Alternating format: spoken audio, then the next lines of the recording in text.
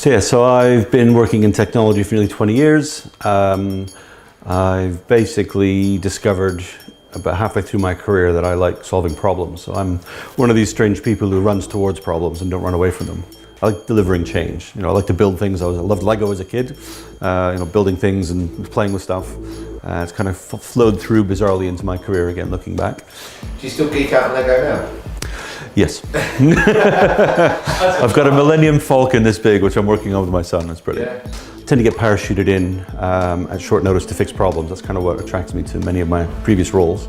And instead of getting sucked down into the detail, which is, if there's a problem, generally if there's a big issue, people tend to swarm around it and get sucked into it. And what I've started doing quite early on is actually standing back and looking at holistically at everything else. So looking at the people, looking at the technology, looking at things around it as well. So in terms of vendor lock-in, if you look at any enterprise, pretty much, greater than 95% guarantee you're going to find a vendor who's been there for a very long time, who's got their, a very firm grip on either a service or a technology space or a hardware space.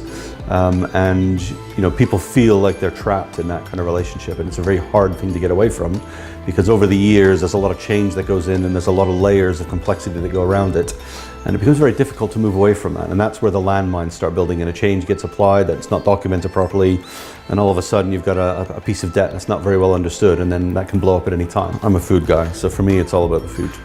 I love cooking for my family, so on Fridays, Saturdays, pretty much love cooking for my family, so that's a big thing for me. Any chance you can tell the audience about your steak ramen? No. It's classified information. It's classified information. I generally, when I start the engagement, I say I'm going to be bringing you lots of bad news, but this is actually a good thing, because what I tend to do is I generate relationships with people, and I build trust very quickly, and I kind of, I call it bring out your dead. You've got a very short period of time where you can sit in front of an exec and say, right, here are all the problems that we have to deal with collectively as an organization. Again, it's not about just bringing them a problem, right? Here are 2 or 3 or 4 solutions to it, or we can spitball it and talk around it in terms of whiteboarding a solution. And that's what a true partnership's about.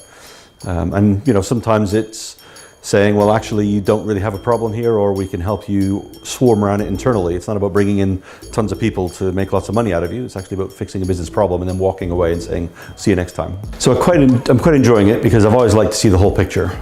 So as an interim, you're working at a senior level and you get to see all of the pieces on the board. Which I quite like, because that means you get context. And for me, when you're making technology change, it's all about context. A lot of my values come back to transparency and honesty. That's a big thing for me, and integrity. So my advice would be find the partner who is going to be honest with you, especially if it's bad news. So my current role, I'm in a position where we're about to basically drop some technology in, which is going to make a fundamental change, which is, potentially address things like vendor lock-in, dealing with some pretty massive legacy debt, and also allow them to make a step change in terms of how they deliver products. So it's really, we're so close to being ready to deliver this stuff. It's quite exciting to see when it's going to land.